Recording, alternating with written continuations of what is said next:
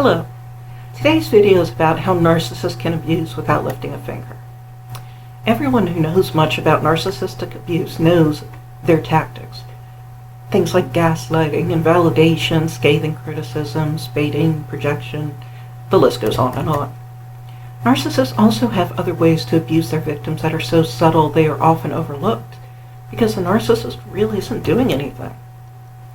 Narcissists can instill blind terror in their victims with just a look. I remember that look from my overtly narcissistic mother when I was growing up. I knew to stop whatever I was doing or saying right then when I got that look, or else the consequences would be terrible.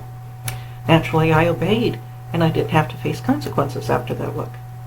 My mother is hardly the only narcissistic parent to do this. I think they all use it. There's also a variation on the look that covert narcissists prepare. The victim knows that if they don't do what the narcissist wants when they see this look, they are going to be on the receiving end of some horrendous guilt trip. Since covert narcissists are naturally much more subtle than overt, they wouldn't consider scaring their victim in the same way as overts do. Instead, they prefer to make their victim feel so guilty that they never repeat the behavior. Both overt and covert narcissists have yet another variation on the look. It's this look that makes a victim feel that they're the most moronic, disgusting, pathetic creature in the entire world. My ex-husband perfected this one. When we argued, I was always wrong according to him. To drive his point home, he would look at me with this really smug, superior look. Now, he never said the words, but his facial expression told me he was convinced I was utterly pathetic, stupid, and so lucky that he was willing to put up with such a disgusting creature as me, who was clearly far beneath him in his superior intelligence. Another way narcissists can abuse without lifting a finger is known as triangulation. This is when a narcissist confides in another person about the victim. They lie to this person, make the victim look bad, and to make the narcissist look like the innocent victim. When that third person believes the lies, they confront the real victim. They tell the victim that they need to apologize to the narcissist or stop doing what the narcissist said they were doing, or even resume the relationship after going no contact.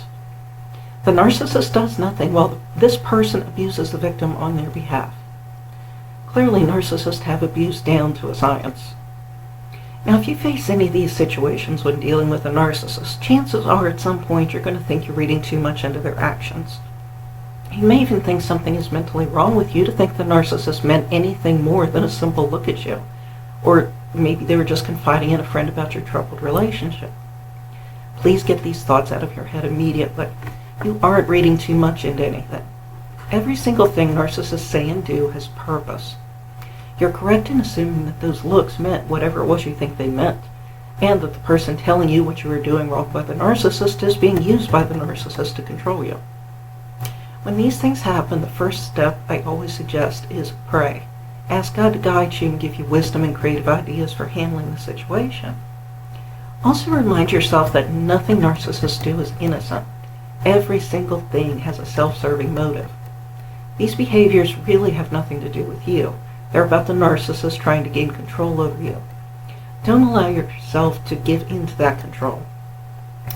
And as for the person in triangulation, if you can't remove this person from your life, at least refuse to discuss a narcissist with this person.